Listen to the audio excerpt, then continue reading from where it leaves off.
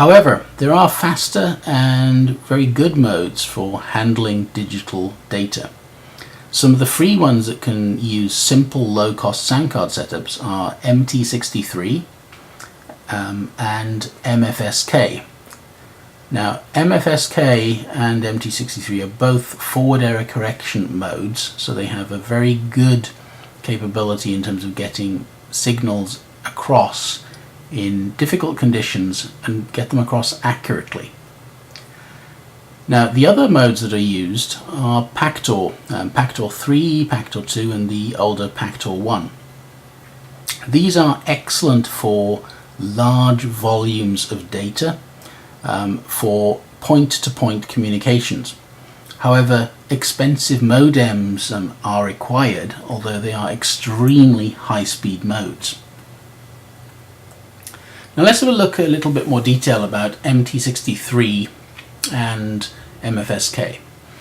MT63 at 1 kilohertz bandwidth is quite a good mode. It allows you to transmit at 100 words per minute, whereas MFSK 16 is the standard one that's used for multi-frequency tone usage, and that's a 16-tone system which does have much better calibration in terms of not so much calibration, but much better capability for being able to run at much lower signal to noise ratios. Now, sound cards can be calibrated to WWV for reception, and that's quite important. If you don't do that, you won't be able to receive the signals correctly. However, a lot of people, I've seen this when they've calibrated the sound card for reception, they're able to receive people and then they try transmitting. And the problem is there is a separate calibration required of the transmit sample rate.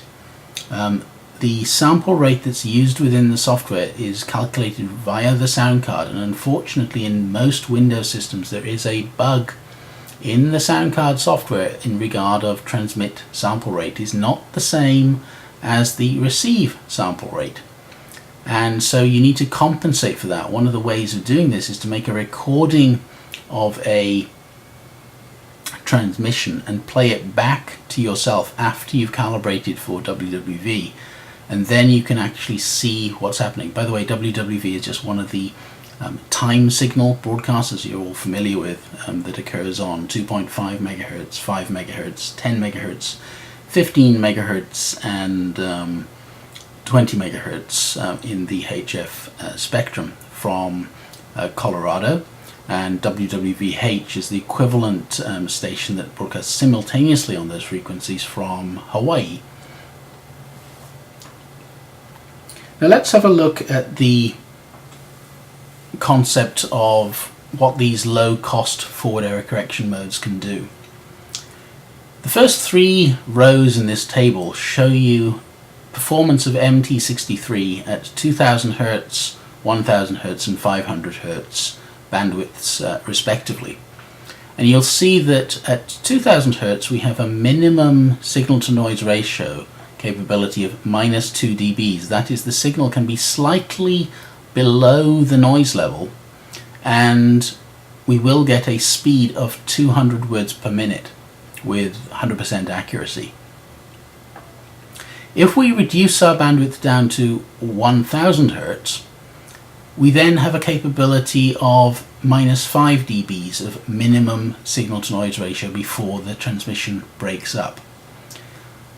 With that additional 3 dBs of signal capability, we unfortunately also lose speed. We drop down to 100 words per minute, but we are able to handle much weaker signals, and in fact the 1000 Hz bandwidth is the normal for MT63.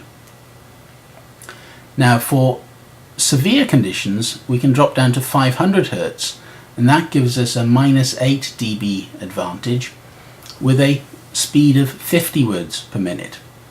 Now you'll notice that MT63 requires a fully linear amplifier, fully linear transceiver. You cannot run it through a Class C amplifier. You do need a highly linear amplifier. It's got to be operating in class AB mode, and you cannot have any form of non-linearity there, otherwise the signal will become greatly distorted. The advantage, of course, is that the duty cycle is only 10%.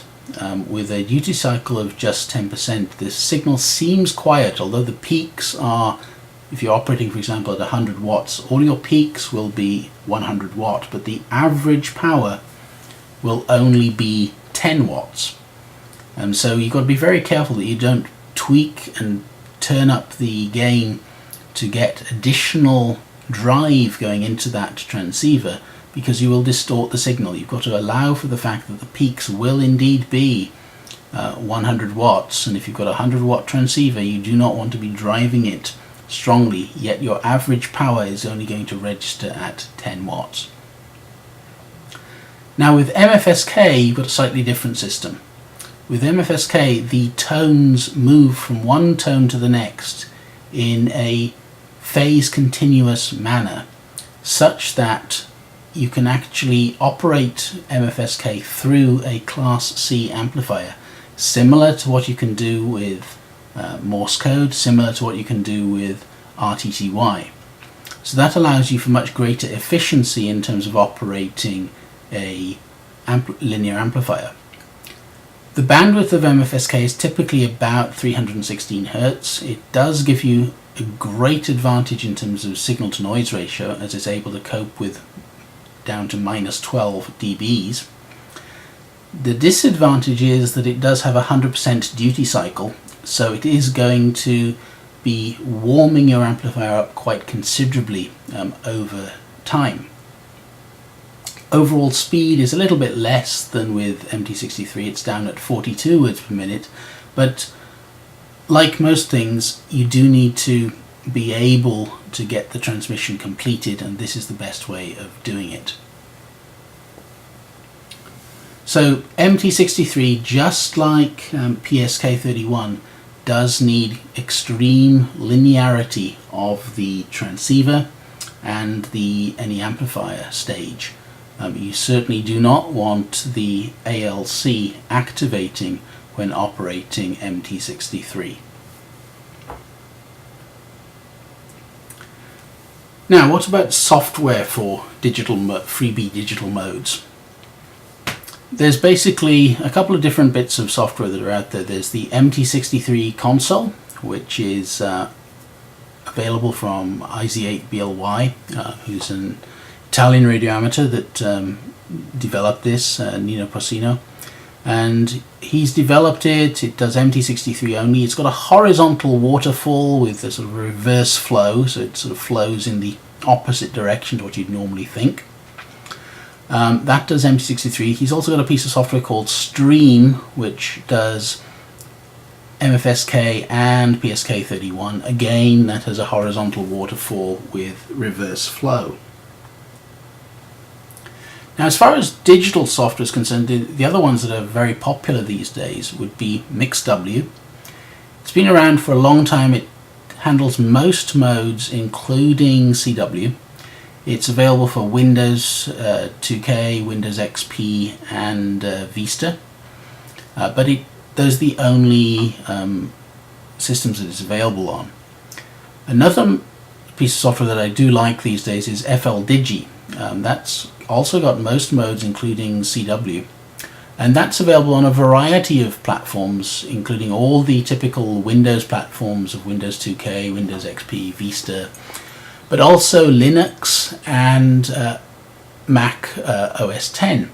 So it's actually quite flexible in terms of doing different things. If there are any additional questions on this material, I'd be very, very happy to address them.